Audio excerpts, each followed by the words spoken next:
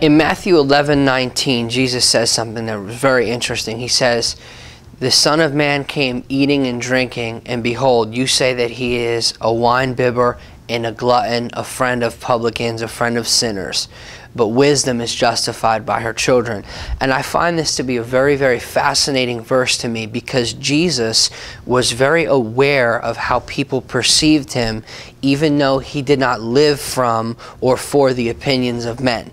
In other words, Jesus didn't minister for approval, he ministered from approval.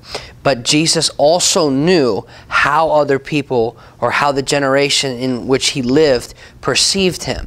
And most Christians are absolutely ignorant of how the world or how people around them perceive them. So they don't actually, most of the time, we don't understand where exactly we're operating from. And if we don't understand where we're operating from, generally speaking, we don't operate with people correctly.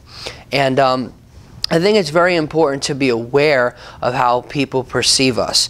Not to ever live to please people, or not to live to appease people, but we should understand at least how we're viewed, so we have a place in which we can relate and operate from.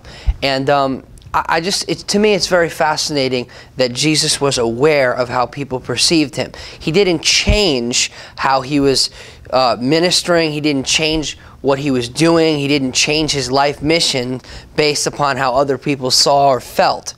But at least he was aware that people were misinformed about him, and he understood that.